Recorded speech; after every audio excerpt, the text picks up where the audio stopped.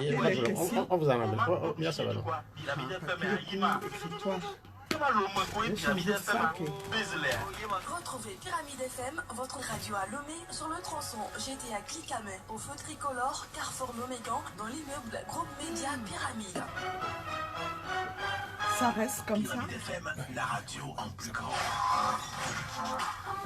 Le week-end, c'est toujours chaud sur Pyramide FM. Sport en direct, DJ en live et invité politique. 105.5 FM. C'est ici que ça se passe. Des 12.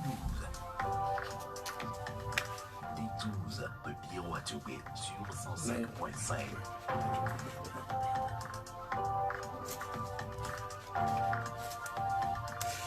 Que retenir de la nouvelle semaine qui s'achève au Togo? Voilà à nouveau l'enjeu du nouvel exercice qui nous réunit ce dimanche. Nous sommes le 17 janvier 2021, le D12, le cadre par excellence pour la contribution au débat démocratique dans notre pays. Le Togo qui pleure, un de ses fils gendarmes retrouvé mort, baignant dans une mare de sang en Centrafrique. Sur le théâtre des opérations de maintien de la paix, le Togo est présent aux côtés de plusieurs autres États, n'est-ce pas? Cette présence continue des soldats togolais qui inciteraient les autorités à songer à muscler le matériel militaire.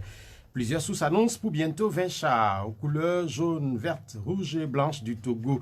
Ces couleurs du Togo sont en aucun doute parmi les plus utilisées en Afrique. Et l'Afrique, en ce début d'année, tourne ses regards vers le Cameroun où les couleurs de plusieurs pays, dont celle du Togo, vont flotter au-dessus des tribunes des stades du championnat d'Afrique des Nations.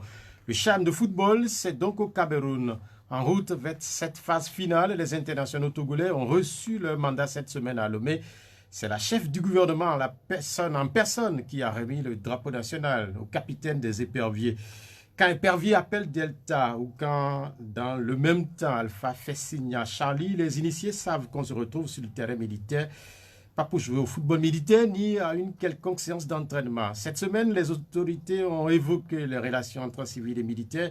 Ces relations ont fait l'objet donc d'attention particulière et en Conseil des ministres, une communication a porté sur les rencontres d'échange entre les forces de défense et les populations civiles. Ceci pour la promotion du dialogue entre les corps habillés et les corps non habillés. Les ministres ne se sont pas arrêtés là puisque pour un meilleur encadrement de la profession de journaliste au Togo, ils ont exprimé un projet, donc ils ont examiné plutôt un projet de décret pour la délivrance, le renouvellement et le retrait de la carte de presse. Cette carte est devenue importante au Togo pour le journaliste, au même titre que le récépissé pour l'apparition d'un journal. Malheureusement, ce vendredi, le président du tribunal de première instance, première classe de Lomé, a ordonné le retrait de récépissé fondant la régularité du journal L'Indépendant Express. Après les assauts successifs du SCRIC, de la HAC, la justice est venue porter son coup de grâce. En fin d'année, Carlos Quito rendait public un scoop portant sur le vol de cuillères dorées par deux ministres. L'information ne concernerait pas le Togo. En vérité, on ne saura peut-être jamais la vérité dans cette affaire si embarrassante, dans une fin d'année déjà morose. Mais les éclats suscités en décembre, puisque les 10 cuillères étaient dorées, ne se sont-ils pas trop vite couverts de débris et d'immondices?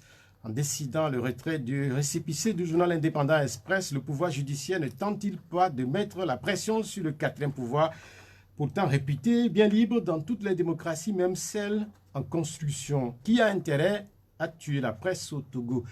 À la dynamique, Monseigneur Podjo, c'est cette presse qu'on a mobilisée cette semaine au sommet du pouvoir. C'est la même presse qui a été mobilisée pour évoquer les 100 jours du nouveau gouvernement. Qui donc pour sauver le journaliste du Togo? Pour le deuxième rendez-vous de l'année au D12, notre invitée est Brigitte Diamagbo Johnson, coordinatrice de la DMK et secrétaire générale de la CDPA. Pour avoir accès au direct dans 45 minutes, 96 50 34 37 et puis 70 43 09 70. L'émission est mise en onde par Boga Koudouyo. Brigitte Diamagbo Johnson, bonjour et merci de répondre à notre invitation. Bonjour et bonjour à vos auditrices et auditeurs. Nous devrions avec vous animer une des dernières émissions de l'année. Elle devait avoir lieu le dimanche 29 novembre. Vous avez été arrêté la veille. Nous étions débrouillés. Nous sommes débrouillés donc avec les auditeurs puisque nous avions fait ce qu'on appelle dans le jargon Libre Antenne. Comment est-ce que vous avez vécu cet épisode-là? Ben écoutez, c'était une grande surprise pour moi, vous vous en doutez. Mais je me dis, l'homme propose, Dieu dispose. Et je voudrais, puisque vous me posez la question, en profiter pour réitérer toute ma gratitude qui sera infinie. Et la gratitude de mon compagnon d'infortune, Gérard Djossou, à tous les Togolais et toutes les Togolaises. Nous avons senti de notre lieu de détention que nous étions massivement soutenus et cela nous a énormément encouragés et nous a aidés à vivre cette épreuve.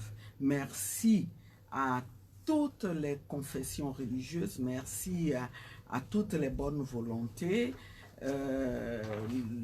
d'abord de la classe politique togolaise, mais aussi les amis du Togo. Et je voudrais dire que oui, c'est des choses qui arrivent dans la vie d'un être humain.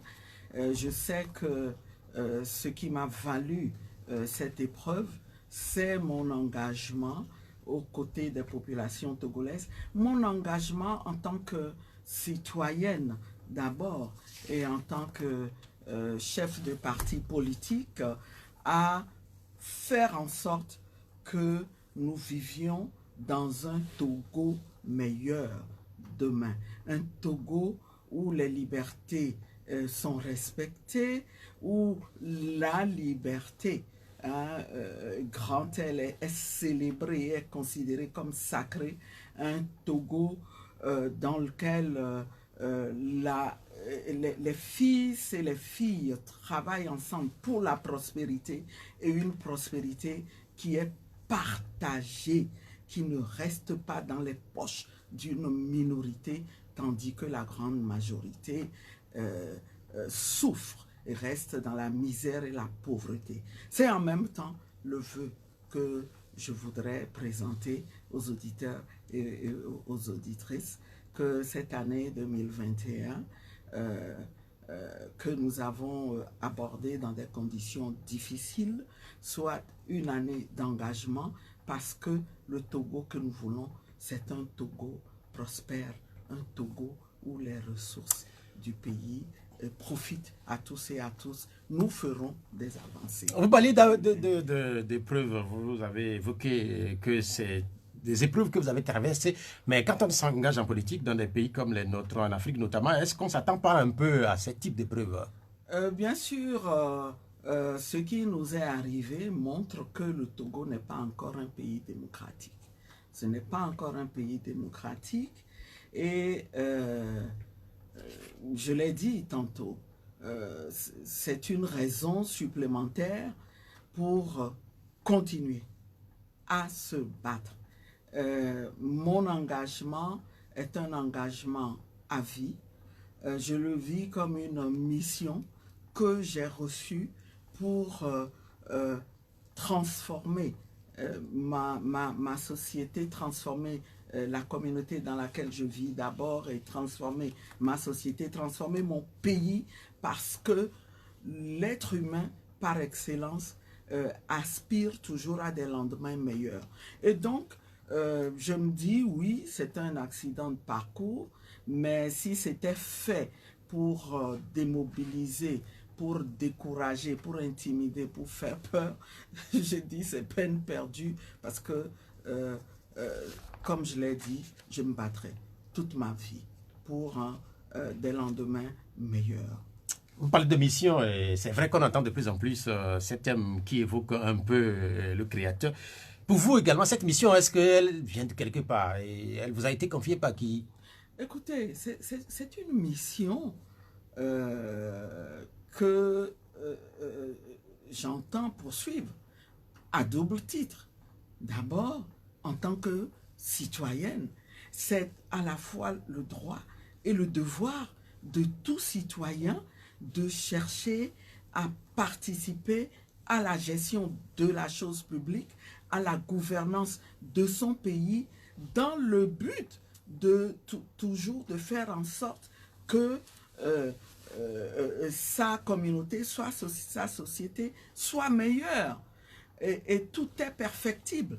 Mais c'est aussi une mission dont je me sens investie en tant que chrétienne et catholique. Je ne suis pas censée me croiser les bras, rester, comment dirais-je, muette, alors que je vois autour de moi autant de misère, autant d'injustice. Et je dirais que, tel que je me connais, c'est une mission que j'exercerai, même si jamais j'arrivais à participer à une majorité au pouvoir. Le regard critique, la remise en cause continue de ce que l'on fait et de ce qui se fait est salutaire pour tout le monde. Je découvre là que vous êtes chrétienne catholique. Parmi les réactions qu'on a eues quand vous étiez en détention, il y a eu notamment celle des prélats et qui se sont étonnés de ce qu'on vous accuse justement. Est-ce que vous avez été surpris par cette sortie des religieux? Pas du tout, pas du tout. Je n'ai pas été surprise parce que je sais que en tant qu'autorité religieuse, en tant que pasteur, ayant la charge des brebis que nous sommes, eh bien, leur mission va au-delà du salut des âmes. Et ils sont concernés par toutes les questions sociales, toutes les questions d'injustice. Ils sont concernés par les souffrances de leur population. Et d'ailleurs, je me suis réjoui d'avoir entendu dire cette semaine par une autorité religieuse à un niveau très élevé, hein, de l'avoir entendu dire au cours d'une rencontre privée que la souffrance, les souffrances des Togolais font la douleur des autorités religieuses. Et dans ces conditions, c'est tout à fait normal qu'elles apportent leur contribution. Quelque part, on a été surpris par cette sortie, puisque quand on sait qu'au niveau de la DMK, vous n'avez pas forcément ménagé les prélats ces dernières semaines, notamment Monseigneur Bariga, dont le nom était souvent cité. Nous reviendrons sans doute sur cet autre épisode dans les rapports que nous avons entre les acteurs publics du Togo. Mais quand on vous écoute en ce début d'émission, on sait que vous n'êtes pas entamé. Est-ce que vous êtes libre, après avoir passé ce temps au niveau de la justice, d'évoquer tous les sujets? Non, vous savez très bien que nous avons été libérés sous condition.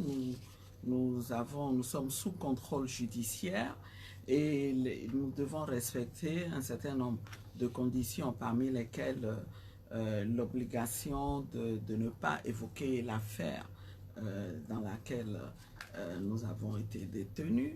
Nous devons nous présenter au doyen des juges d'instruction tous les 15 jours et déjà mardi prochain, le 19, nous devons nous présenter encore une fois au doyen des juges d'instruction. Nous devons, à chaque fois que nous sommes amenés à quitter le territoire togolais, prévenir et obtenir une autorisation. Mais c'est contraignant. Vous voyez très bien que c'est contraignant, mais comme je l'ai dit tout à l'heure, quand on a la vocation que nous n'avons été forcés par personne de nous engager en politique, eh bien, on ne peut pas, sous prétexte de ces conditions-là. C'est pesant, mais ça fait partie des risques du métier. Cela ne devrait pas exister si nous étions vraiment en démocratie, comme les autorités qui nous gouvernent le prétendent souvent. C'est la preuve que nous devons continuer à nous battre pour aller au-delà de ce vernis démocratique et faire en sorte que les Togolais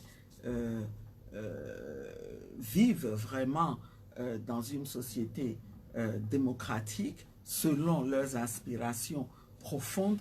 Les Togolais savent ce qu'ils veulent aujourd'hui.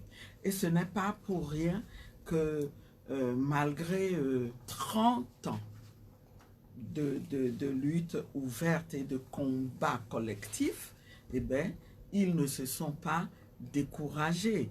Nous avons abordé une nouvelle étape de cette lutte avec la mise en place de la dynamique Monseigneur Bodro. Et nous avons fait le bilan d'une année de combat.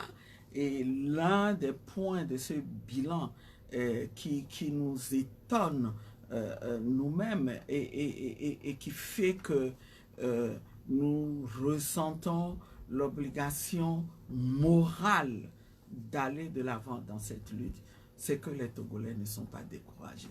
C'est que plus que jamais, ils aspirent à tout faire pour transformer notre société en une société démocratique qui passe par l'alternance au pouvoir. C'est un encouragement et dans ces conditions-là, malgré les obstacles, malgré les difficultés, nous sommes tenus de continuer le combat. On parlait de la DMK et beaucoup se posent la question de savoir comment vit le mouvement. Quelle est sa santé aujourd'hui? La santé de la DMK est très bonne. La santé de la DMK est très bonne dans la mesure où, globalement, le consensus demeure sur la nécessité de poursuivre le combat pour que la volonté exprimée encore une dernière fois par les Togolais en participant massivement à l'élection présidentielle du 22 février 2020 et en plébiscitant un candidat, celui de la dynamique qui incarne l'espoir de ce changement-là, eh bien, nous sommes d'accord que nous devons continuer à mener ce combat-là et faire en sorte que les Togolais puissent enfin avoir de l'espérance et se dire il est permis de rêver d'une société où les citoyens n'auront plus peur de rien du tout, dans le respect, pour peu qu'ils respectent les lois du pays, ils n'auront plus peur. Vous savez, on a l'impression de la manière dont les choses évoluent au Togo en ce moment, comme si le Togo était une basse-cour gigantesque, fermée, et qui, de temps en temps, est ouverte par les autorités qui ont envie de mettre la main sur une poule ou un coq. Hein. Ils prennent autant qu'ils veulent et ils en font ce qu'ils veulent. C'est ça l'impression que l'on a. Et une autre image que l'on a du Togo, c'est que les citoyens sont tous dans une prison géante, une prison à ciel ouvert, où on n'est pas libre. Et ce qui, de surcroît, pose problème, eh bien, c'est que on est parqué dans cette prison-là, cette grande prison, et on a très faim. On a faim. On vit dans la pauvreté. C'est clair que ce n'est pas tout le monde qui a faim quand même dans ce pays. Oui, il y a une minorité qui s'en sort. Et le premier, l'actuel responsable de ce pays l'a reconnu il y a quelques années, sans malheureusement rien faire pour mettre fin à cette situation. Et on est obligé d'en déduire que ce qui compte pour lui, c'est de se maintenir à la tête de ce pays aux dépens des citoyens. Vous parlez de une situation qui n'est pas vivable. Vous évoquez la DMK et j'ai demandé tantôt comment vit le mouvement. Quand on évoque la DMK, c'est clair que pour un certain nombre de Togolais, la question de l'alternance revient tout de suite. Et pour beaucoup, cette alternance devait avoir lieu en 2020. Et pour certains même, venant des milieux de la DMK, l'alternance a eu lieu. C'est quelque chose qu'on ne comprend pas. Nous sommes en 2021. Qu'est-ce qui se passe? Ce qui se passe, c'est que nous considérons que les Togolais ont manifesté le 22 février 2020 leur volonté d'aller vers l'alternance. Ça faisait des années qu'ils n'ont plus autant voté. Des années. Et vous savez pourquoi? C'est parce qu'il y avait une nouvelle espérance. L'espérance est venue du fait que la DMK a voulu faire les choses autrement. La DMK a compris que cette longue marche du peuple togolais, sans succès, sans arriver à l'objectif de démocratie réelle que le peuple s'est assigné, eh bien, elle a besoin, pour aboutir, qu'on fasse les choses autrement. Que, à côté du combat politique, qu'on développe aussi la dimension spirituelle de ce combat. Parce que on a beau faire des efforts, si le Seigneur nous bénit ces efforts, ils n'aboutiront pas. Voilà la nouveauté. Et nous sommes convaincus qu'il y aura des avancées parce que avec Dieu, si on crée les conditions, eh bien, sa volonté finit toujours par se concrétiser. Est-ce qu'il l'a pas béni? Il est le premier garant des droits de l'homme. Il n'a créé aucun être humain pour qu'il souffre. Non. Non, ce que Dieu a toujours voulu pour ses enfants, c'est qu'ils vivent dans le bonheur, même si par ailleurs, on peut avoir des moments d'épreuve, des moments de souffrance. Nous sommes destinés. Est-ce qu'il n'a pas béni cette question de l'alternance? Pour 2020, pour beaucoup de Togolais, c'est un peu comme si... Bien sûr. C'est un peu comme si Dieu vous a lâché. Non, non. Non, non. Si les gens interprètent la situation actuelle du Togo de cette manière, ils sont dans l'erreur et ils risqueront d'être surpris. Mais je pense que ça ne peut être qu'une minorité de Togolais. Ce que moi je vois, c'est que les Togolais sont déterminés à continuer à se battre pour concrétiser cette alternance-là. Ils le feront. Ils le feront. Mais dans un futur, là. Mais dans un futur, alors. Même si la classe politique se désengage, se décourage, les citoyens le feront. Et c'est d'ailleurs pour ça que nous avons l'obligation de continuer à agir de manière à éviter des dérapages éventuels.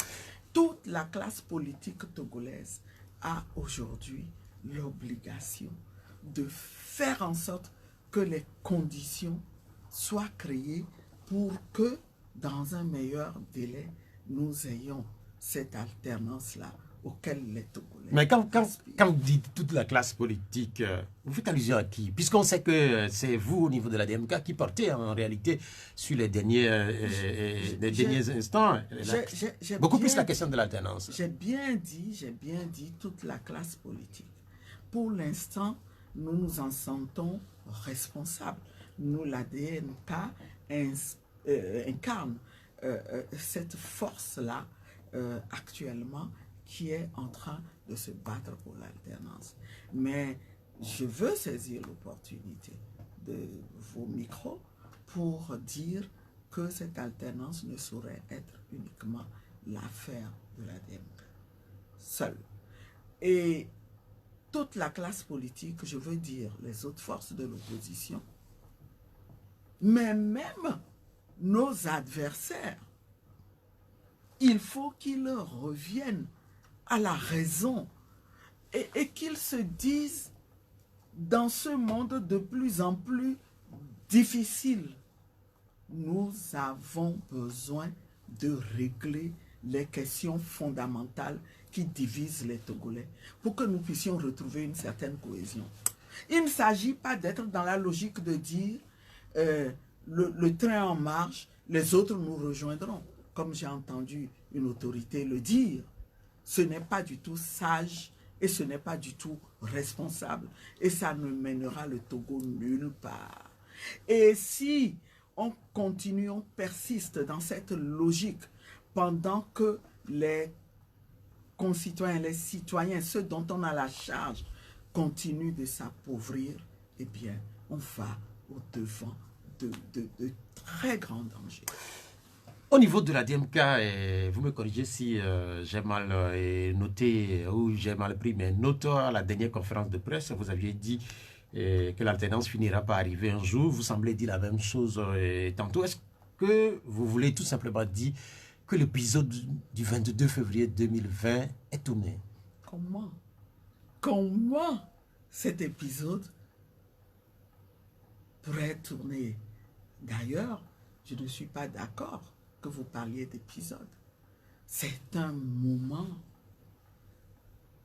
historique. Mais l'histoire est faite d'épisodes. Plusieurs épisodes. Et inédit depuis longtemps que nous avons vécu le 22 février 2020. Et quand on prétend vouloir construire une démocratie, on ne peut jamais être dans la logique de tourner la page sans que la classe politique, notamment les protagonistes, n'aient eu à s'asseoir pour se dire comment est-ce possible encore et quoi faire encore pour respecter la volonté qui a été exprimée par les Togolais le 22 février 2020.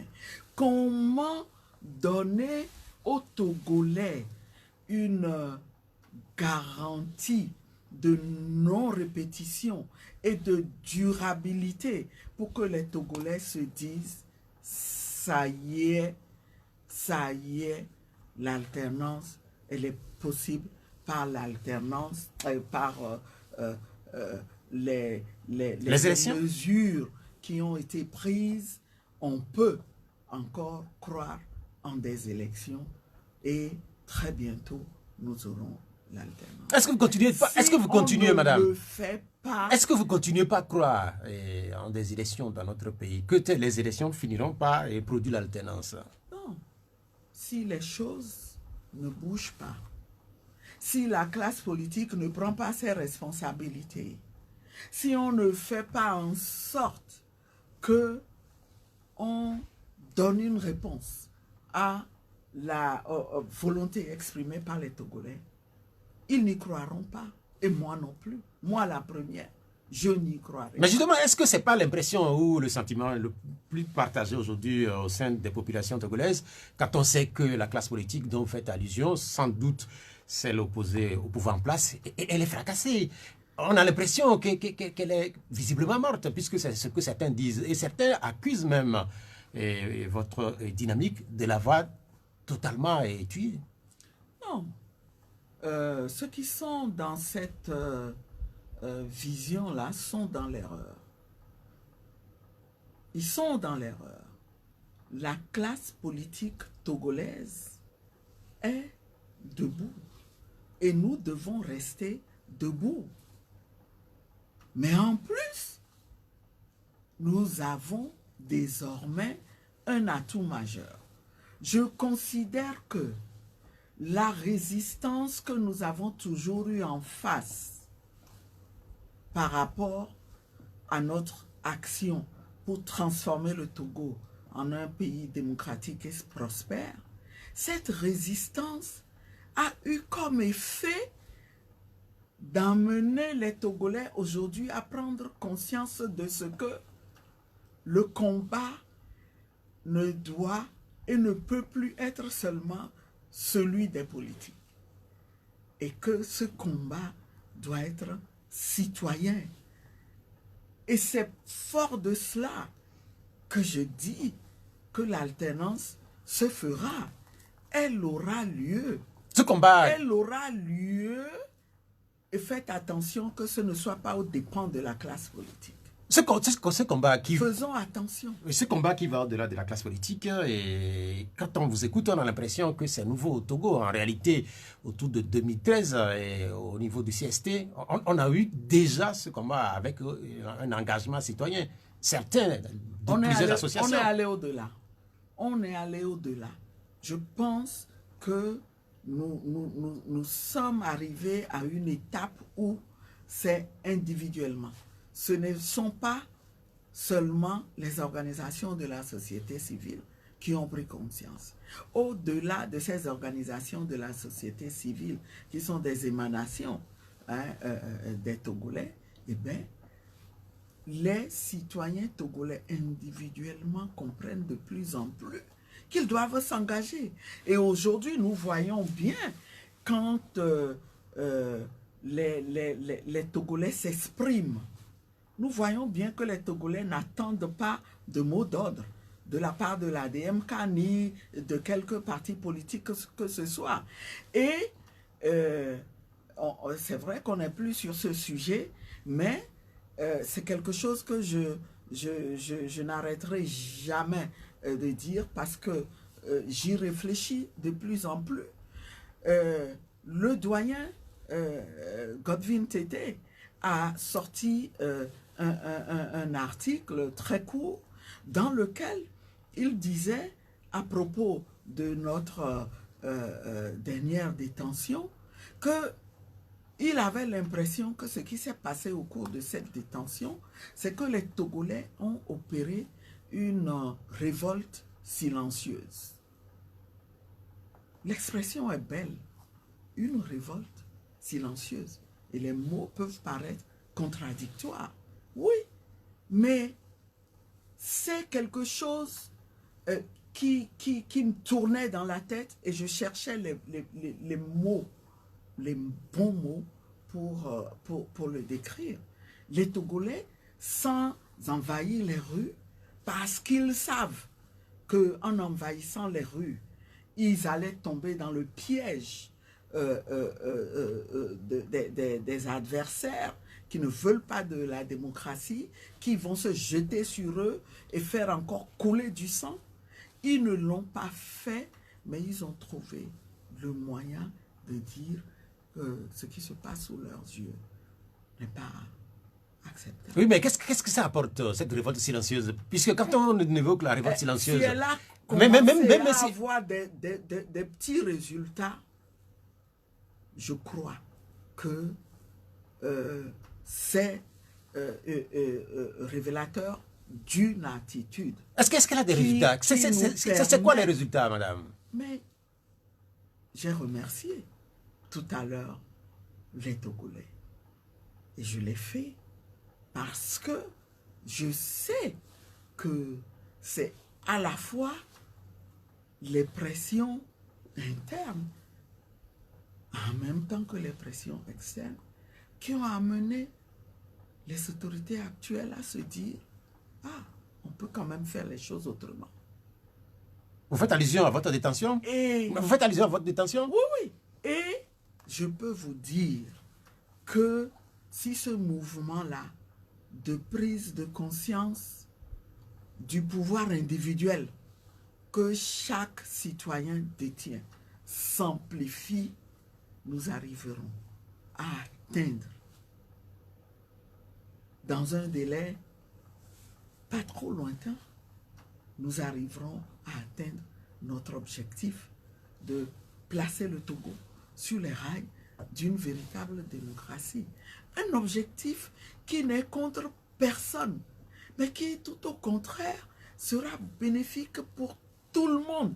Et parfois, on a du mal à comprendre la résistance qu'il y a en face. On se dit, au fond, pourquoi? Pourquoi une partie de nos compatriotes ne comprend pas que ce qui est en jeu, c'est un futur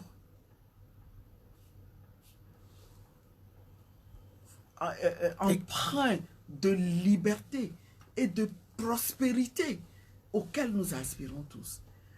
Même ceux qui résistent à ça, en tant qu'individus, ils aspirent à la liberté. Est-ce qu'on ne tend pas vers cette prospérité? Puisque quand on écoute les autorités, quand même, au Togo, la pauvreté a nettement régressé, et selon les chiffres des autorités. Ça a régressé, peut-être dans les chiffres. Et ces chiffres-là, ils n'auront de valeur que dans leur conformité, leur cohérence par rapport aux conditions de vie des Togolais. Comment vous pouvez dire, dans un contexte où vous avez l'immense majorité qui, au quotidien, a des problèmes d'ordre existentiel?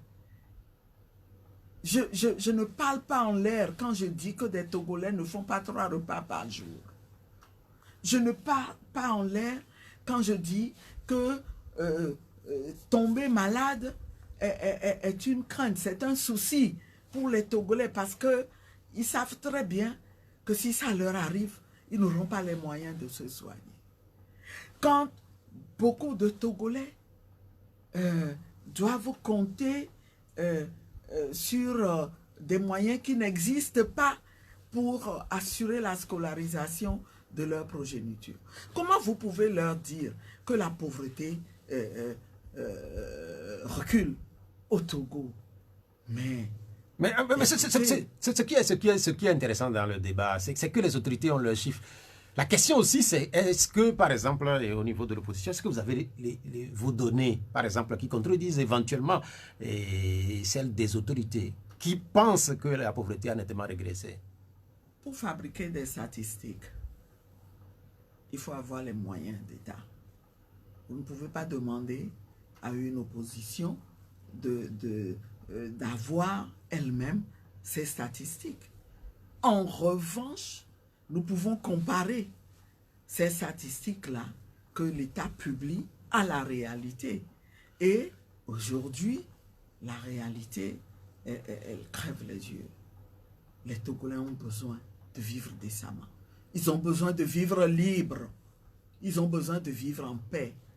Les Togolais aspirent véritablement à vivre dans une cohésion. Parce que nous savons tous, fils et filles d'une même nation. Mais cette cohésion, elle n'arrivera pas tant que les injustices et les inégalités se perpétuent. Il faut se dire la vérité. Madame, quand vous parlez de la paix, c'est une préoccupation qui est prise en compte par les autorités. Cette semaine, je ne sais pas si vous avez eu l'occasion de suivre la télévision togolaise qui a donné l'opportunité à la première ministre de faire son bilan des 100 jours. Il a évoqué justement la question de la paix. Je vais citer un extrait de son intervention. Nous allons beaucoup travailler pour que le Togo soit ce pays de paix, cette nation moderne avec le digital au cœur, avec une croissance inclusive, durable, qui profite à tous les Togolais. Est-ce que cela ne prend pas en compte une des préoccupations de la DMK qui dit souvent et qui lutte pour la prospérité partagée? Le seul problème, je vais d'abord parler de la paix, c'est qu'on l'évoque tout le temps. On en parle comme objectif et à chaque fois, on dit vouloir y travailler ou même être en train d'y travailler, sauf qu'on pose des actes contraires.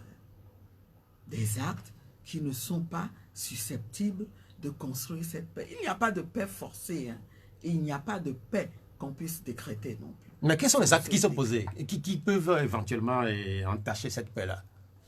Vous êtes en paix quand vous ne trouvez pas à manger tous les jours? Non, mais en fait, beaucoup de Togolais mangent tous les jours. Est-ce que, par exemple... C'est vous qui le dites. Non, mais en fait... C'est vous qui le dites. Et ça ressemble à de la provocation. On ne voit pas les gens mourir de faim quand même dans le pays. Mais vous voulez que les gens meurent de faim d'abord, avant de prendre conscience, avant qu'on ne prenne conscience qu'il faut faire en sorte que les Togolais vivent décemment. Ils ne meurent pas de faim. Mais comment ils se nourrissent? Comment? De quoi se nourrissent-ils? Est-ce qu'ils arrivent vraiment à se nourrir? C'est ça la question. Aujourd'hui, on vous dit qu'il y a des ménages, il y a des familles qui ne peuvent pas prendre 3 repas, qui ne peuvent pas assurer un repas équilibré aux enfants de la famille. Donc, vous n'avez pas les moyens d'assouvir ce droit fondamental, de le réaliser, le droit à l'alimentation. Vous n'avez pas les moyens de vous soigner. Vous n'avez pas les moyens d'éduquer vos enfants. Et de surcroît, vous craignez que au moindre problème, on vous tombe dessus. Et vous dites que les Togolais vivent dans la paix. Non, mais en fait, quand vous évoquez la question de la... J'ai envie de vous répondre. Je pense à cette anecdote-là d'une visite du feu général Eyadema à Atapamé, hein, qui avait l'habitude du slogan pour saluer Ntifafa Nami. Atapamé, c'est chez vous. Et on répond comment? On lui a répondu les Ozomé.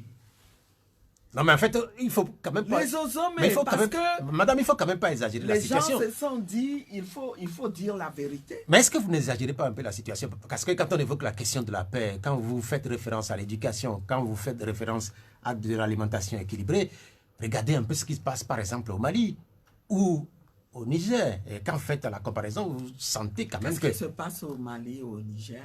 Vous pensez que les populations du Mali et du Niger, ce sont des pays confrontés à de dures réalités.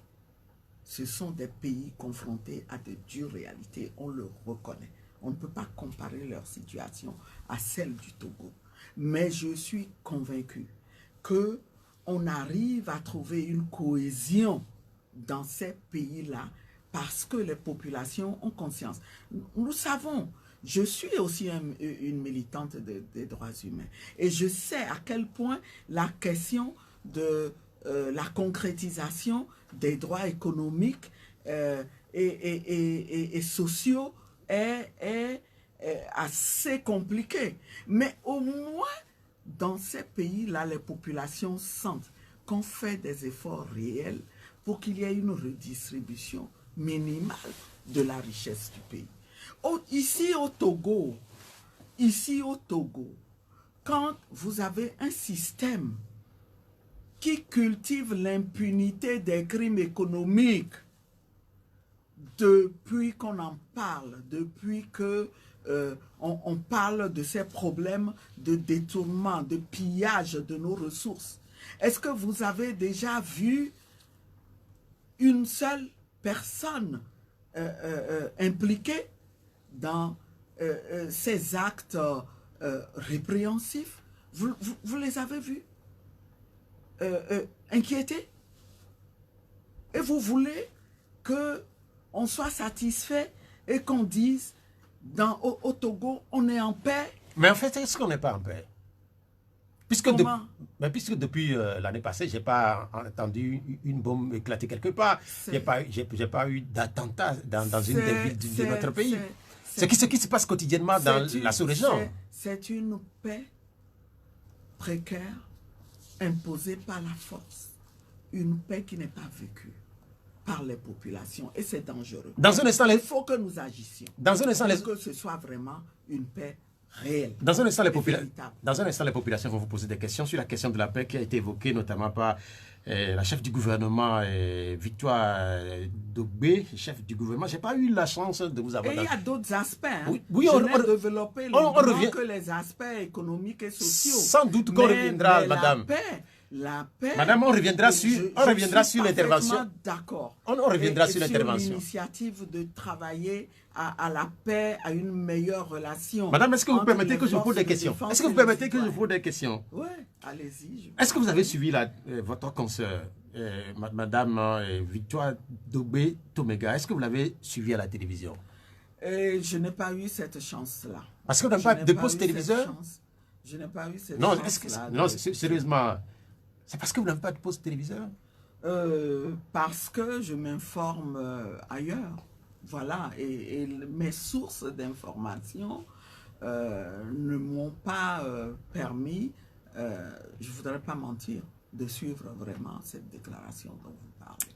Je vous pose la question parce qu'on n'a pas eu le temps de se rencontrer dans cette émission pour éventuellement savoir si vous êtes contente que finalement une dame ait été nommée comme chef de gouvernement dans notre pays. C'est un de vos combats, que beaucoup plus de femmes s'engagent en politique. Là, on a une femme qui est chef de gouvernement. Est-ce que vous applaudissez ou pas? Je ferai très court.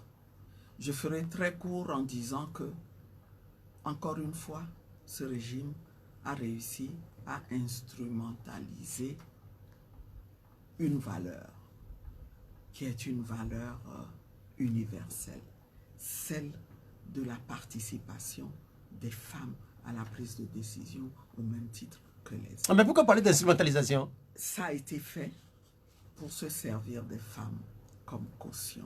Parce que voyez-vous... Non, mais en fait, mais vous exagérez encore une fois, madame. Ma motivation profonde, madame, en me battant pour la participation des femmes à la prise de décision publique et politique, c'est que ces femmes fassent la différence, qu'elles apportent une plus-value. Et cette plus-value, elle doit se sentir en termes de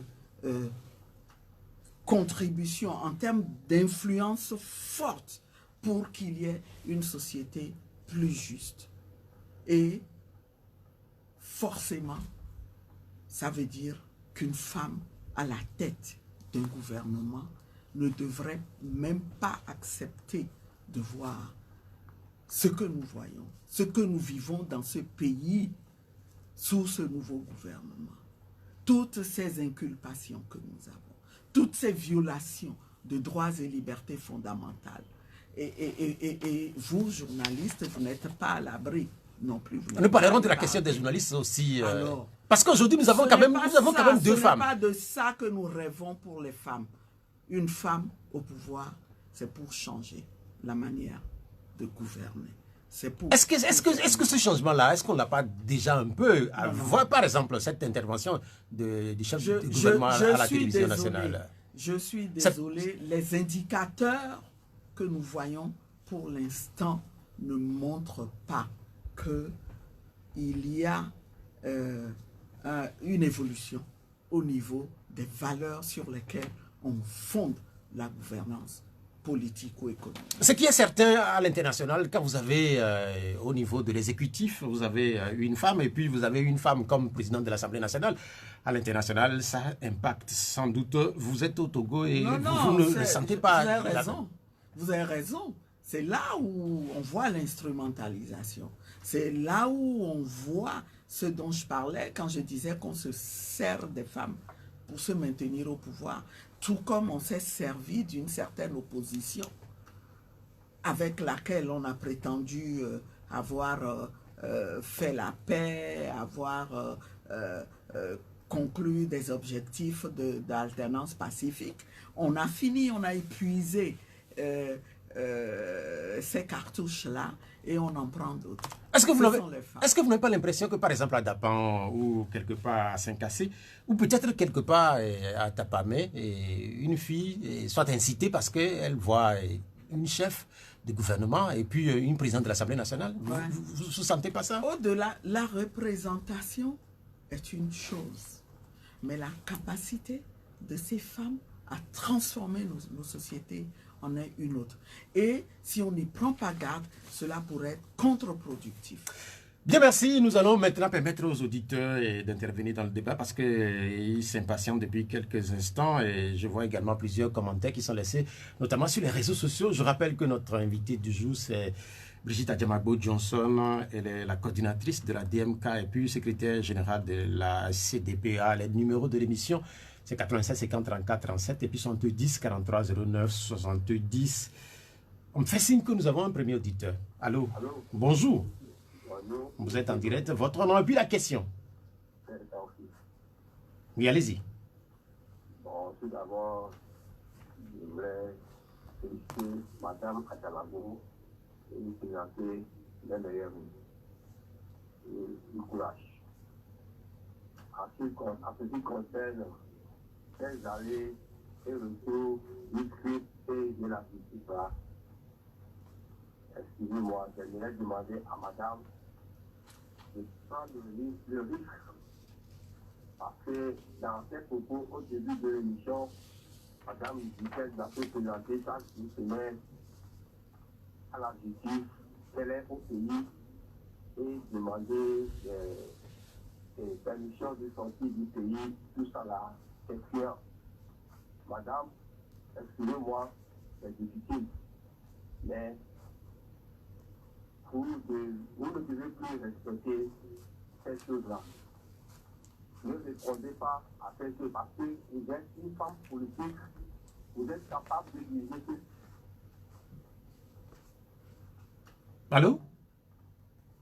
Ah, mais en fait, on a perdu. Taoufik vous demande de ne pas respecter les injonctions des autorités en réalité, ce qui est contraire à ce qu'a professé encore cette semaine le chef du gouvernement qui demandait justement à ce que les Togolais respectent les institutions. Madame, est-ce que c'est un conseil à prendre ou à laisser? En tout cas, moi, je remercie mon concitoyen Taoufik et je le comprends. Je le comprends. On est tenté d'être dans cette posture. Mais et ce pourquoi il le dit, c'est justement parce que il voit très bien, comme tous les Togolais, que les institutions ne remplissent pas leur rôle. Elles sont détournées de leur rôle. Au lieu d'être au service de la République, elles sont au service d'un individu. Et ce ne sont pas les institutions fortes vers lesquelles nous sommes d'accord que nous devrions aller, ceux qui veulent le changement dans ce pays. Et c'est pour ça qu'il le dit. Mais ce que je voudrais lui dire, c'est que ces institutions sont les nôtres. Autant que faire se peut, nous les respectons tout en combattant de manière implacable pour qu'elles retrouvent leur vocation. Il n'est pas question pour nous de laisser le régime continuer à instrumentaliser les institutions. Aujourd'hui, aucune institution n'échappe à l'instrumentalisation. Et donc, c'est aussi au cœur de ce combat que nous menons. Pour que les hommes et les femmes qui animent ces institutions soient libérés de toute peur et puissent s'assumer. Au fond, c'est ça, c'est de ça qu'il est question. Bien, merci madame, on a compris. Ce que je vais vous conseiller, madame, c'est d'être un peu plus courte pour que nous puissions avoir beaucoup plus d'auditeurs, parce que je sais qu'on a beaucoup de questions à vous poser. Merci. Allô? Bonjour. Allô? Comme la vie? Oui. Oui, allez-y. J'aimerais demander à madame, est-ce que le peloton n'est pas arrivé pour que tout ce qu'il vient de dire, ils puissent attendre un peu réussir leur mission? Demander pardon au peuple togolais. D'abord, commencer par le gouvernement. Alors, elle vient de dire qu'elle n'a pas suivi la chef du gouvernement, mais elle commence à juger l'action du gouvernement. Si on n'a pas suivi le bilan, comment on peut juger ce bilan? Ça veut dire que c'est manque d'égard à ce gouvernement. Et je pense aussi pour l'Église catholique, dont elle dit qu'elle est chrétienne et catholique, on fait tout à des cas pour détruire les prêtres et les pays là. Vous voyez-vous, on va parler au nom de l'Esprit Saint. Bon, aujourd'hui, les chrétiens sont un peu irrités parce que les païens se demandent si l'Esprit Saint fait face à face aux hommes. Si la Seigneur n'a pas, si la Seigneur a donné une victoire à Paul Nassingé. Donc, l'Esprit Saint est moindre et ce n'est pas une bonne chose pour les chrétiens. Bien, mais cher ami comme la vie, oui. On a noté l'essentiel de votre intervention. Je vais donner la parole à notre invité. Madame, est-ce qu'il n'est pas temps que la DMK présente un pardon aux Togolais? Je ne vois pas pourquoi il le dit. Je ne vois pas pourquoi il le dit. Ce que je sais, c'est que la DMK est en parfaite harmonie aujourd'hui avec les Togolais qui aspirent au changement, qui aspirent à la démocratie. Quelle faute la DMK aurait commise? Et je ne vois pas non plus pourquoi on devrait demander pardon au gouvernement. Et je voudrais finir par lui dire que nous sommes Togolais. Nous vivons les réalités des Togolais. Nous ne sommes pas au-dessus des Togolais, hein, comme la minorité que M. Komlanvi défend sans avoir pris conscience encore de ce que nous n'avons d'autre choix que de transformer notre pays. Et je le dis et le redis, nous vivons cette réalité. Nous ne demandons pas, nous n'avons même pas à demander pardon à ce régime, mais au contraire à poursuivre notre combat dans l'intérêt de tous. En ce qui concerne l'Église catholique, je l'exhorte à lire la déclaration liminaire de l'ADMK à l'occasion de sa dernière conférence de presse. Il verra, M. Komlanvi, comment l'ADMK apprécie l'action de l'Église catholique. Bien, merci. Nous allons retourner au téléphone pour le troisième auditeur. Je rappelle également aux amis qui laissent des questions sur les réseaux sociaux que je vais faire le devoir de présenter ces questions dans un instant, qu'ils patientent tout simplement. Allô, troisième auditeur, bonjour. Bonjour. Oui, votre nom. Oui, Kossi. Après, comme la vie, nous avons Kossi. Allez-y. Pierrot, bonjour Alain. Bonjour, Kossi. Tout à l'heure, madame parlait de l'instrumentalisation quand il s'agit de la nomination d'une dame à la tête du pays. Pierrot, vous savez, on remarque que c'est l'année 2021 où le Togo a été le premier pays dans la sous-région, en tout cas, à nommer une dame première ministre. Et c'est cette même année qu'on a arrêté la première dame au Togo qui s'est engagée en politique gouvernement et qui s'est portée comme la première fois comme candidate à la présidence de la République. Et maintenant, par rapport à la DMK, madame, j'ai été choqué en voyant une vidéo sur les réseaux sociaux où il était assise à côté de M.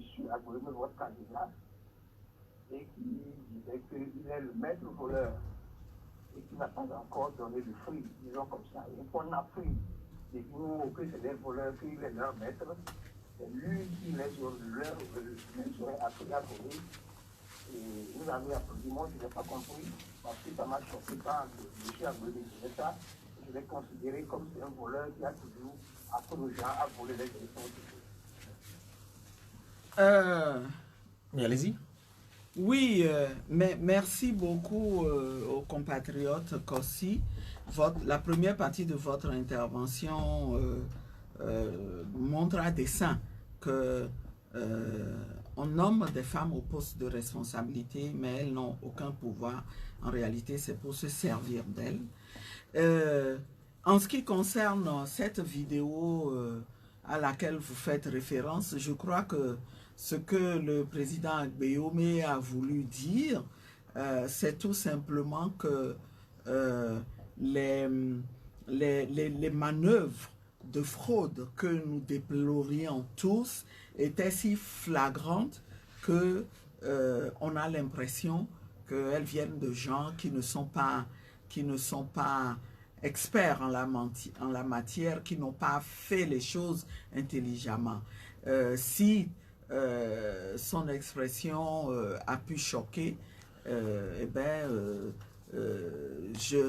présente mes excuses, mais je voudrais vous assurer de la détermination du président Agbeyome à faire en sorte que le combat que les Togolais mènent puisse aboutir. Et je voudrais, au sujet de la nomination des femmes, faire observer que comme par hasard, c'est la même stratégie qui est mise en place au Gabon. C'est la nouvelle mode. On se passe les stratégies pour se maintenir au pouvoir. Le combat que nous menons ici est aussi celui de nos frères gabonais. Bien, merci. Dans l'actualité, il y a, en ce qui concerne la presse, la situation difficile que vit certains de nos confrères, et notamment ces derniers temps, et le journal Alternative. Depuis après, l'Indépendant Express, c'est la dernière parution qui est sur la sellette, dont le récépissé a même été et devait être retiré. Et c'est ce que décide donc la justice. Est-ce que vous êtes gêné par ce qui se passe autour de la presse? Plus que gêné. Plus que gêné, nous sommes inquiets. Nous sommes inquiets et la presse vit les mêmes difficultés que tous les Togolais. Et cela se passe alors même que notre constitution fait obligation à l'État de protéger la liberté de presse. Et il y a vraiment de quoi être inquiet. Est-ce que je pense que ce qu'on veut faire, et c'est ça qui est un peu dangereux avec ces régimes totalitaires, on n'ira pas jusqu'à tuer complètement la presse, mais on fera en sorte que ne résiste qu'une presse caution. Une presse dont on va servir comme alibi pour dire, voyez, au Togo, on a la démocratie parce qu'elle ne dérange pas. Et c'est là où combattre ce régime est devenu plus subtil. Mais nous avons le devoir. Nous avons tous le devoir de nous insurger contre toute tentative visant à bâillonner la presse, à contrôler l'exercice de la liberté de presse. Et ce retrait-là, ce retrait d'agrément, on peut dire qu'il est exagéré. Voyez-vous, ce n'est pas pour rien que la Constitution a prévu que le retrait ne puisse intervenir que par justice. C'est parce qu'on sait que la justice constitue et doit constituer un rempart pour les citoyens, un rempart pour l'exercice des droits et libertés individuelles. Mais encore une fois, nous sommes arrivés à cette situation parce que, eh bien, cette justice, elle est instrumentalisée. Et nous avons du pain sur la table. Bien, merci beaucoup, madame. Quand vous évoquez la presse, il y a même des débats qui ont lieu autour de cette émission. Certains de nos compatriotes ne sont pas d'accord avec la manière dont je vous pose des questions. Ils ne sont pas d'accord parce que je pose certaines questions que je ne dois pas poser. En réalité, ça aussi, il faudrait que nous formions nos auditeurs. Vous êtes libre. À accepter qu'on puisse poser toutes les questions. Parce que certains Togolais posent certains types de questions que je pose ici. Oui. Quand on fait nos émissions, oui, je dois être partout. Je dois représenter tous les Togolais. Donc, les Togolais qui ne sont pas d'accord avec les questions que je pose et qui pensent que je pose des questions comme si je ne suis pas du Togo. Je suis bien du Togo. Je fais juste mon travail de journaliste, madame. On retourne au téléphone. Allô? Oui. Bonjour. Bonjour, c'est Komi. Komi, comment vous allez? Ça va, Dieu merci. Oui, votre question. Par avance, je souhaite bonne et heureuse année à madame. Merci, chers compatriotes. Oui. J'aimerais demander au directeur général, M. Pierrot, de nous inviter les femmes dont vous parlez, présidentes, chefs de gouvernement, ministres, qui ont eu l'opportunité de participer au gouvernement. Invitez-vous-les, s'il vous plaît. Une question sur l'arrestation de madame. La première, on nous a dit, le procureur a dit que vous déteniez des documents dans lesquels il y a des trucs stratégiques. Et des Togolais disaient en ce moment que c'est tellement que vous aviez fait quelque chose et que c'est pour ça qu'ils sont partis vous arrêter. Quel est le contenu de ce document? Sont-ils venus ramasser les livres de lecture de vos enfants ou bien qu'est-ce qui s'est réellement passé? On veut savoir. Deuxième chose, après votre libération, pour avoir la garantie de non-répétition, est-ce que vous avez demandé à une justice nationale ou internationale pour dédommagement pour que ce que nous vivons du cas des journalistes puisse arriver à nous autres citoyens de la cité? Merci. Merci, cher ami Kobi. Madame, deux questions. Vous avez dit à l'entame de cette émission que vous ne pouvez pas intervenir sur certains types de sujets qui ont trait à l'affaire pour laquelle vous avez été arrêté. Je ne sais pas si vous voulez enfreindre à cela. Je remercie le compatriote, mais je lui demanderai, je sais que beaucoup de compatriotes ont envie de comprendre vraiment ce qui s'est passé, mais je leur demanderai d'être patients, d'autant plus que la procédure suit son cours. Nous sommes sous contrôle judiciaire, nous avons été libérés provisoirement, mais ça ne veut pas dire que la procédure ne va pas se poursuivre. Et nos avocats sont en train de travailler pour que la vérité éclate. Et le moment viendra quand cette affaire-là aura connu un dénouement définitif, nous parlerons. Nous vous sommes redevables. Je me sens infiniment redevable dans mon action publique et politique. Je me sens redevable envers mes concitoyens et j'ai pour l'habitude de ne pas avoir de sujet tabou et de parler franchement. Le moment viendra où je le ferai. Et donc ça répond un peu à la deuxième préoccupation aussi. La procédure n'est pas encore terminée. On attend qu'il y ait une décision définitive qui soit rendue sur la question. Ce qui est sûr, nous devons tous œuvrer à ce que la justice ne soit plus jamais utilisée dans notre pays pour régler des problèmes politiques. On ne peut pas considérer les acteurs politiques comme des criminels, comme des gens qui ont volé ou qui ont tué. C'est quelque chose d'incompréhensible. Et merci de votre patience. Il y a plusieurs questions qui sont également laissées sur les réseaux sociaux. Celle-ci, je vais la lire telle que c'est écrit.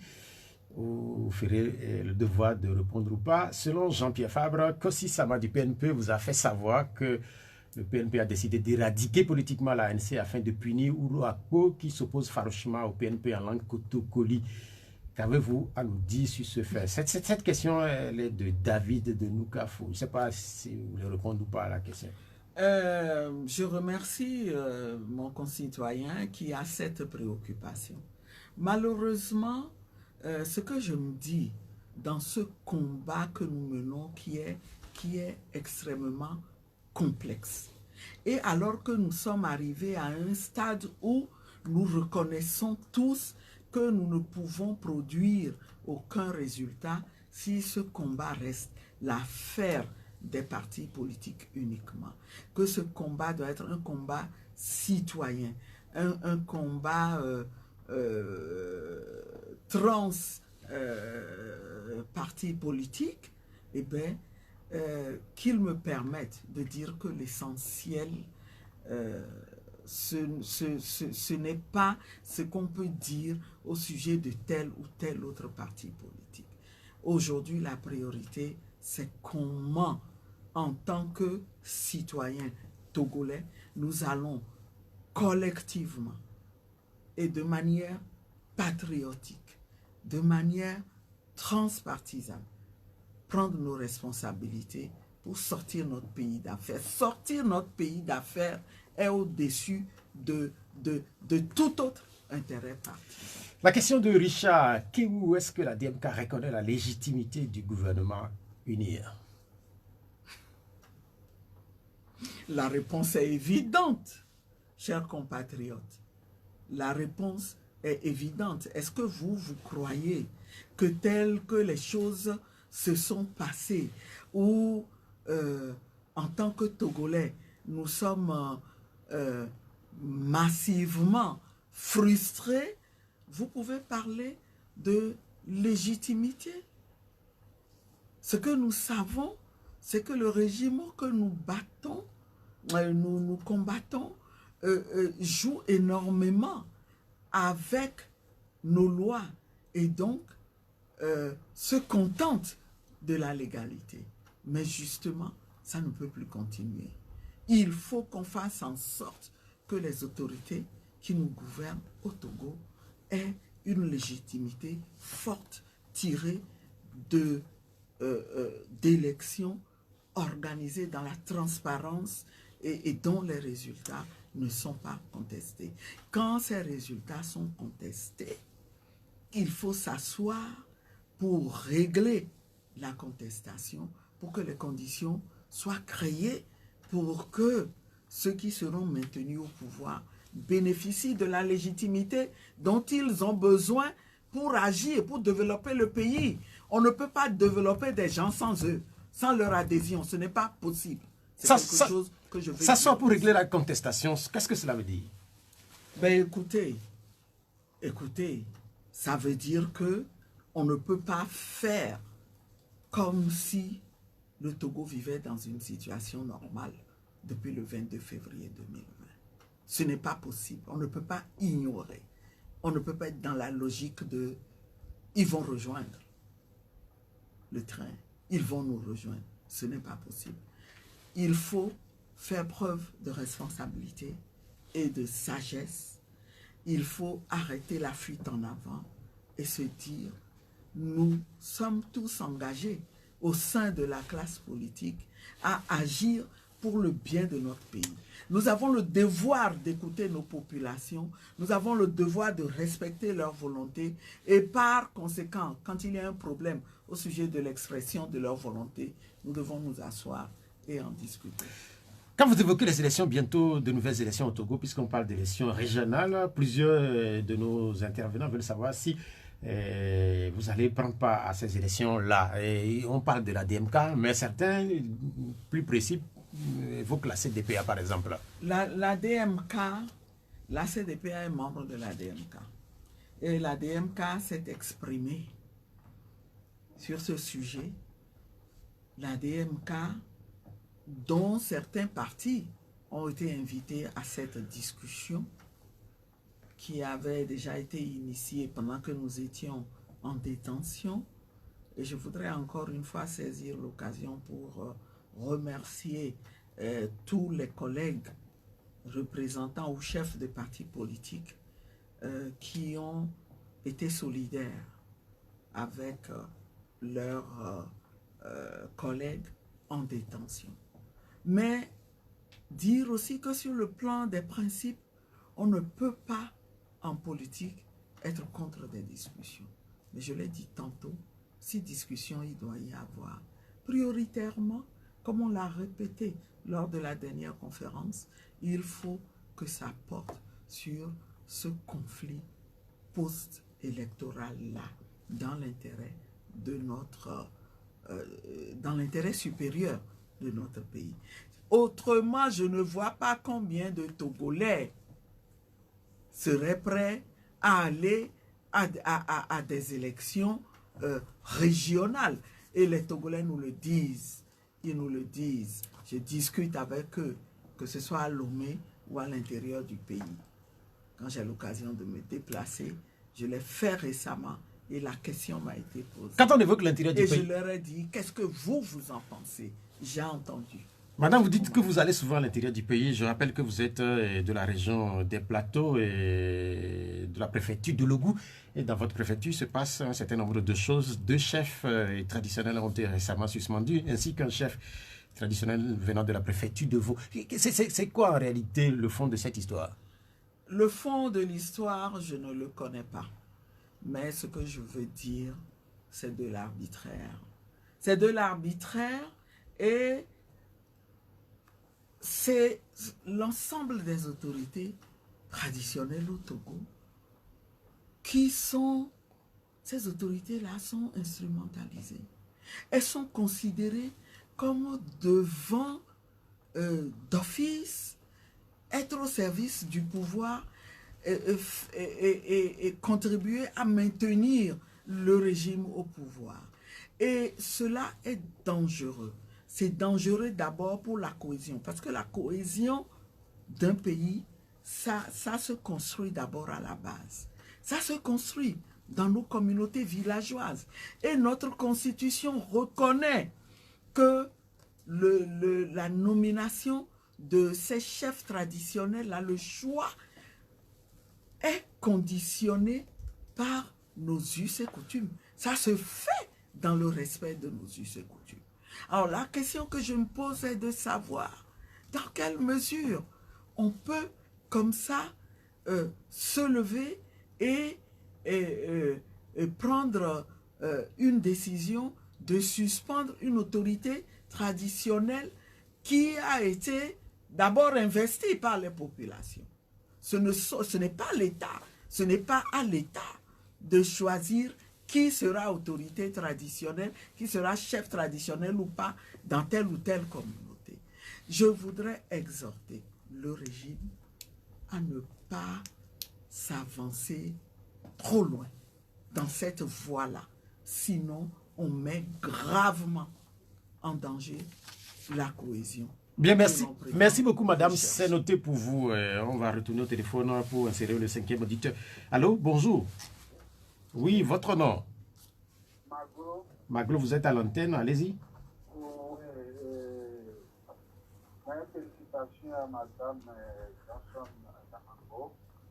Je suis très content qu'il ait retourné et qu'on l'a revenu à la vie normale. Parmi les femmes de poigne que moi j'ai connues dans ma vie, durant ces derniers 60 ans, très loin, il y avait Marie Chiromé qui avait occupé la mairie de Lomé. Il y a ensuite Madame Adjamako là-bas. C'est pas pour vous flatter, ça c'est une vérité. Vous êtes une combattante réelle. Et enfin, il y a Isabelle Amégazi. C'est des femmes, à mon avis, il faut citer des femmes qui peuvent occuper des postes prestigieux et les yeux fermés, on peut les saluer. Mais aujourd'hui, nous avons les dames, il n'y a rien contre eux, qui ont occupé ces postes. Je fais allusion, par exemple, à l'Assemblée nationale, à la primature, le ministère des Sports, etc. Est-ce que, madame, vous pensez réellement que ces dames-là méritent ces postes? Je ne vous demande pas de les juger. Comment vous trouvez ces nominations? Monsieur Maglo. Oui, mais en fait, vous avez suivi l'émission depuis le début, puisque nous avons posé une question similaire déjà, madame a répondu. Je n'ai pas suivi. Ok, raccrochez, elle va répondre brièvement à votre préoccupation. Je n'ai pas suivi le début. Mais merci beaucoup, monsieur Maglo. Monsieur Maglo, merci pour vos compliments. Venant de vous, ils me vont droit au cœur parce que je sais à quel point vous êtes engagé, à quel point vous participez avec rigueur à ce combat que nous menons pour transformer notre pays. S'agissant de la nomination des femmes à des postes de responsabilité, je pense qu'elle se fait selon des critères que seul, et ça c'est fait selon des critères que seul le régime sait, mais ce que je peux dire en tant que militante des droits de la femme et qui me choque et qui m'a toujours choqué, c'est que j'ai toujours affirmé que nous voulons que les femmes aussi soient à des postes de responsabilité pour qu'elles contribuent à une meilleure gouvernance. Et je suis choqué quand des femmes sont au service d'un régime antidémocratique. Voilà. Le téléphone, après Maglo. Bonjour. Allô? Ok, le journaliste, en fait, l'auditeur, est-ce qu'on l'a? On l'a pas. On revient en studio puisqu'il nous reste encore environ 9 minutes. Il y a une situation qui est réelle dans notre pays depuis quelque temps. Et quand on évoque la situation des journalistes, on évoque de plus en plus l'intervention du SCRIC. Cela a été expliqué ou un ministre a tenté de l'expliquer cette semaine. Comment comprenez-vous ça? Et que de plus en plus, le SCRIC intervient dans les dossiers de la presse?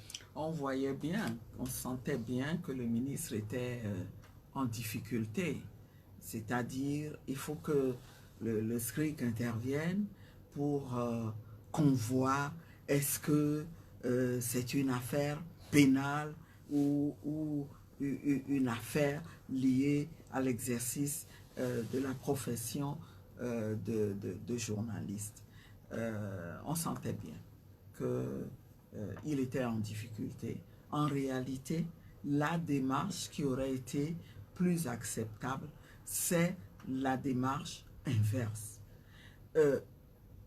Un journaliste pose des actes dans l'exercice de sa profession, eh bien, ça relève de la haute autorité qui est mise en place à cet effet et qui doit d'abord instruire l'affaire, parce qu'on ne peut pas considérer a priori que le journaliste est en faute, le journaliste est coupable, parce que même cette institution-là, elle n'est pas là pour sanctionner les journalistes, mais pour les protéger aussi et pour faire en sorte que cette profession s'exerce dans un environnement épanouissant pour les journalistes eux-mêmes, mais un environnement et que leur action soit profitable à la société que nous voulons construire et qui est une société démocratique.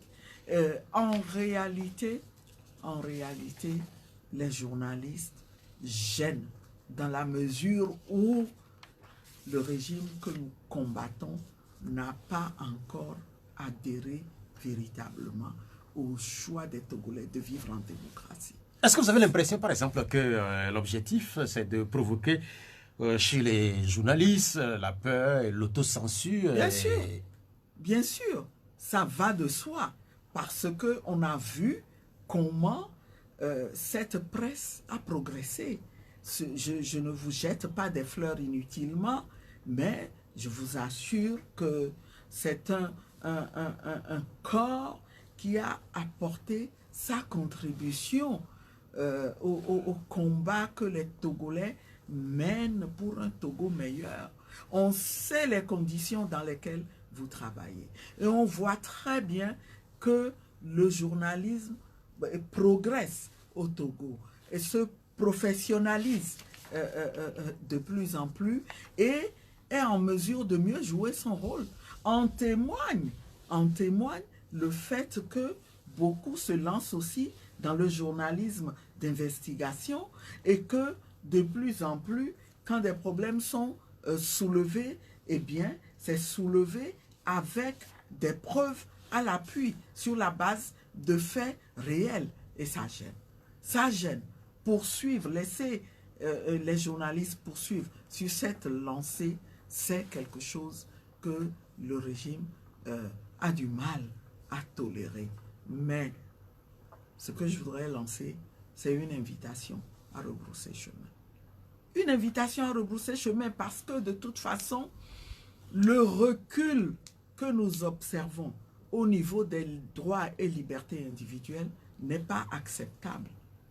Il n'est pas acceptable. Ce que les Togolais veulent aujourd'hui, c'est que le Togo avance dans sa marche vers une société démocratique. Et cette marche-là est irréversible. Quand vous évoquez ou quand vous parlez d'invitation, moi je fais allusion à une invitation qui est envoyée aux partis politiques à se retrouver mardi prochain dans la matinée avec le ministre de l'administration territoriale. C'est toujours dans le cadre des préparatifs des élections régionales. Et je ne sais pas si la CDP a reçu cette invitation ou pas. Oui, vous avez raison de le dire. Nous avons reçu l'invitation, mais elle est arrivée ce week-end, pratiquement, en fin de semaine. Et vous vous doutez bien que nous sommes en train de nous organiser parce qu'aujourd'hui, la CDPA, tout comme les 4 autres partis de la DMK qui l'ont reçu, sont membres d'une dynamique, d'un regroupement, et c'est une question que nous allons examiner pour avoir une position commune et sortir une position de la DMK. La principale question qui se pose à l'opposition togolaise aujourd'hui, c'est celle de sa réorganisation.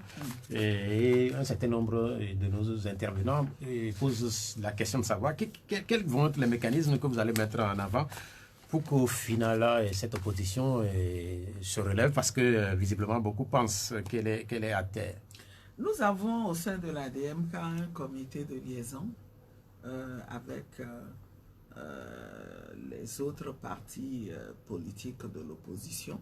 Nous discutons beaucoup et nous essayons d'harmoniser nos points de vue pour emmener d'autres partis à participer plus activement à ce combat collectif.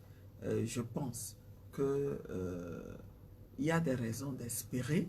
Il y a des raisons d'espérer parce qu'à la dynamique, nous ne sommes pas dans la logique du tout d'abattre tel ou tel parti politique, mais au contraire, de faire en sorte que tous réunis, comme une seule force, en une seule force, que nous puissions agir et accompagner ce combat citoyen qui est en cours.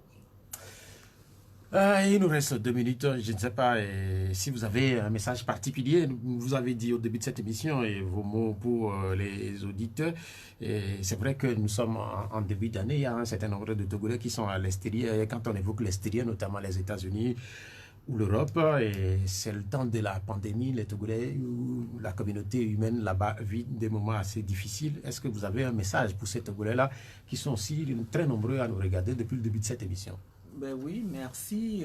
J'ai envie de leur parler, d'autant plus que c'est à l'unisson que nous menons ce combat-là pour libérer notre pays, le Togo. Je sais que beaucoup vivent dans un environnement sécuritaire pour leur santé qui est plus grave, plus inquiétant.